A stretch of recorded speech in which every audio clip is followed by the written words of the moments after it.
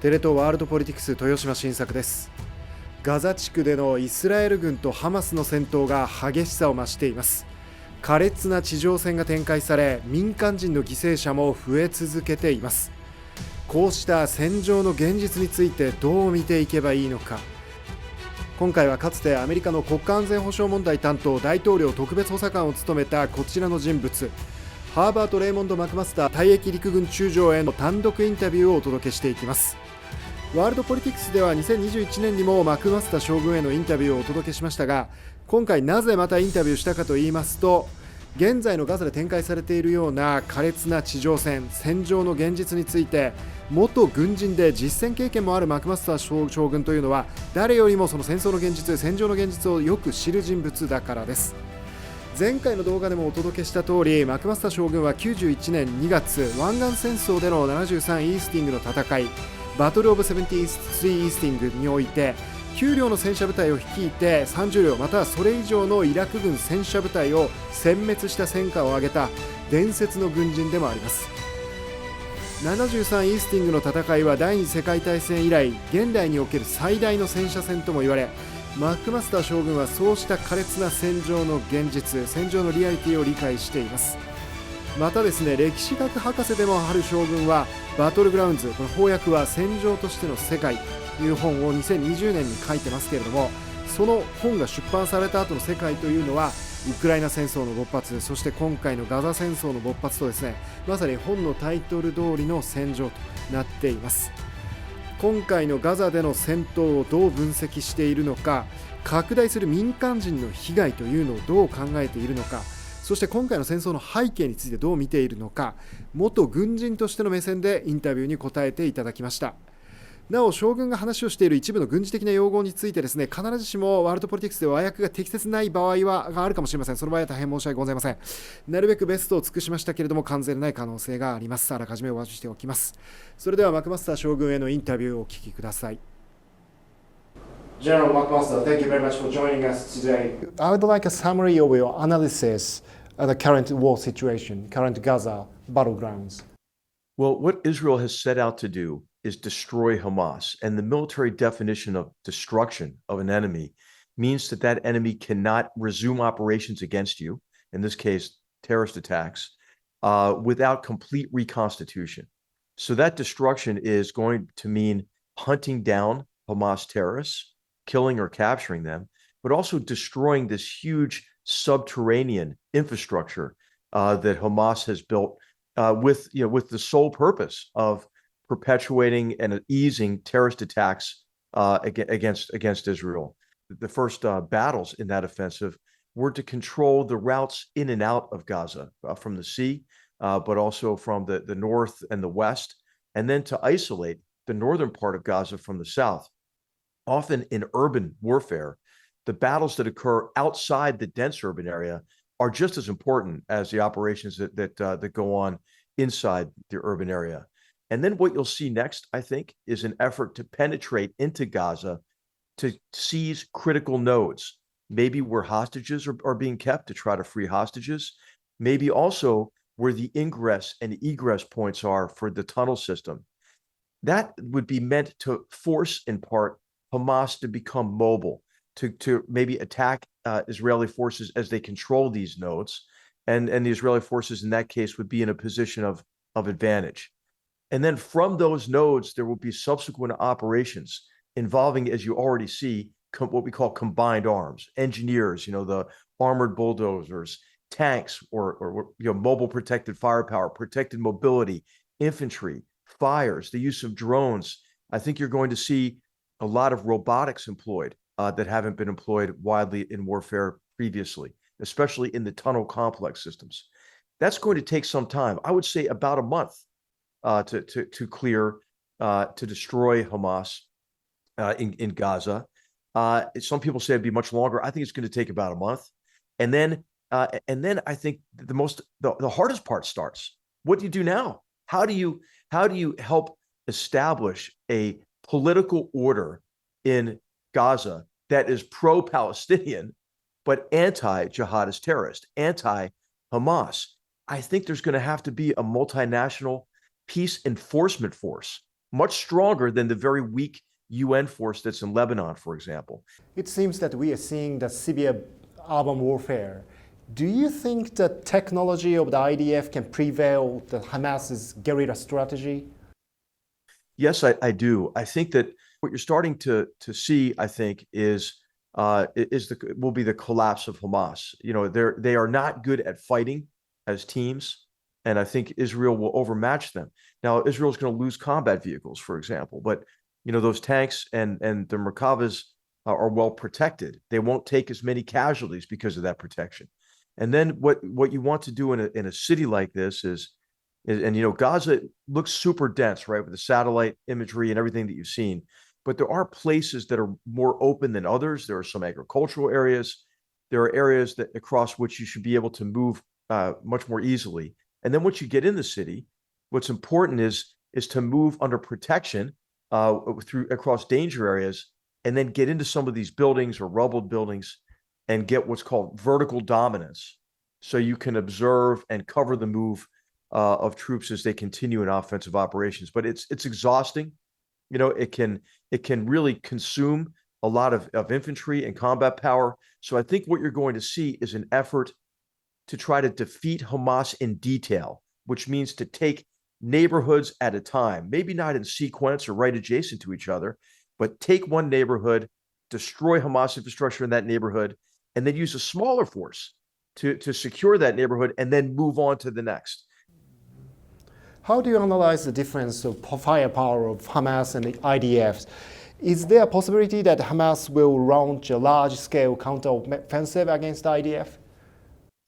I don't think it's not a large scale, but there will be continuous harassment of small groups that will attempt to attack Israeli forces from the flank or the rear to come in behind them. So the emphasis for the Israeli armed forces will be on 360-degree security. You can achieve some of that, you know, with surveillance capabilities, you know, eyes in the sky from unmanned aerial systems or from F-16 aircraft and so forth.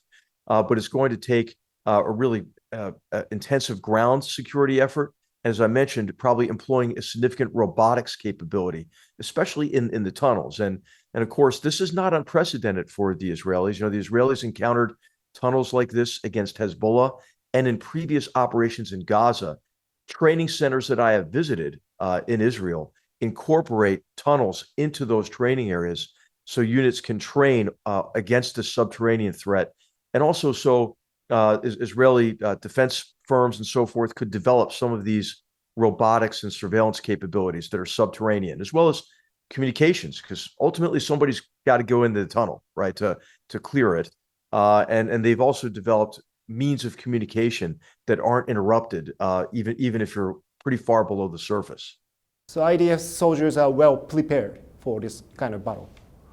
Well, you know, you need to prepare up to the last minute, you know, and you see the combined arms training that the Israeli Defense Force is doing. You know, they mobilized a lot of reservists here. And of course, reservists aren't as well trained because they're just not available to train that often.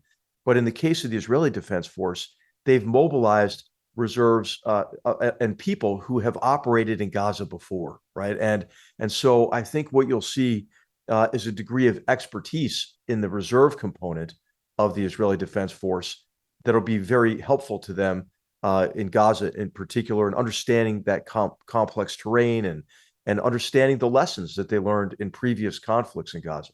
Let's see. Do you think the special forces like Sayed Matokal and Shahid Sati have a critical role in this invasion? Yes, they do. You know, and especially I think when you consider, you know, the hostage situation. And of course, Hamas's attack on the civilians are to be condemned strongly. But on the other hand, Israel's attacks on Gaza, which also involved a significant number of civilians, is also accused of excessive defense. What is your take on this? Well, you know, obviously every civilian death is a terrible tragedy. But you have to remember that Hamas is using the Palestinian people as human shields. They deliberately build their headquarters under hospitals. They deliberately put their arms caches in mosques. They use schools, for military facilities. You don't think the IDF has gone too far? You don't think? Well, I don't know. I don't know. I mean, any number of civilian deaths, is a tragedy, and it is incumbent on all military commanders to take precautions, to apply firepower with discrimination, right? To adhere to just war theory that goes back to the time of Thomas Aquinas, right? Which is to apply discrimination and proportionality. After October 7th, though, I think the Israelis, I think understandably, recognize that they have to completely destroy Hamas and its infrastructure. There's no half measure that I think any Israeli leader could accept. So, as an experienced general and experienced soldier, you know more than anyone else of the reality of the battlefield. And is that difficult to avoid the collateral damage in the battlefield, do you think? What's clear from experience, my experience is it is much more difficult to avoid collateral damage when you're conducting long range strikes, right? When you're using firepower in a dense urban area. Now, once it comes to a ground operation, you're going to see far less civilian casualties because you can apply precision direct fire, right? That's fire that is used line of sight with a much higher degree of discrimination.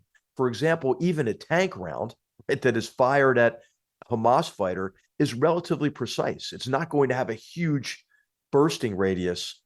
But as I mentioned, the most important way to prevent these casualties is to evacuate the civilians.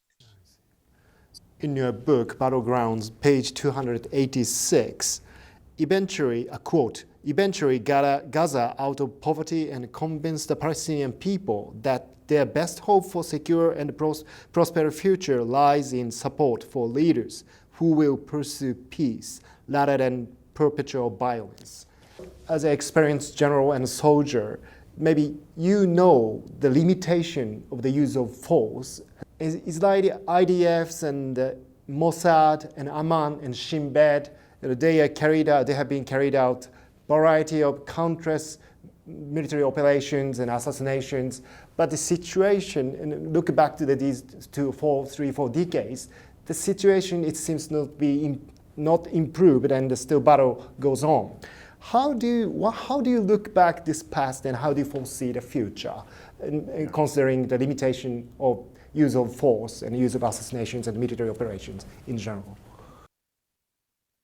Well, this is the most important question, is how Israel and I think other international partners, many other international partners, are going to be able to translate their military gains against Hamas, the destruction of Hamas, into a sustainable political outcome in Gaza and maybe beyond, that addresses the grievances of the Palestinian population and puts into place a security architecture and a form of governance that can be acceptable and accepted by the vast majority of Palestinians.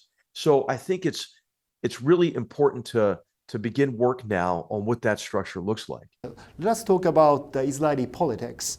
In page 286, you indicate the problem of Israeli politics, quote, the personalization and the fragmentation of Israeli politics and the shift of political sentiment to the right, along with the growth of ultra-Orthodox populations, make Israeli approval of even the very favorable peace prosperity vision problematic. Currently, Prime Minister Netanyahu is being criticized for divide the Israeli society further and over judicial reform. What do you think about the responsibility in the current situation, the Prime Minister's responsibility for this current situation? Well, I think one of the reasons why this attack occurred was the perception of weakness in Israeli resolve, weakness in the effectiveness of the government, and that fragmentation of politics, the personalization of politics, requires a politician like Prime Minister Netanyahu to make strange, partners in a coalition government, and some of those partners are the ultra-Orthodox who are uncompromising in certain areas, settlements in the West Bank, for example, and they take maybe the most strident positions, but also don't serve in the military, many of these parties.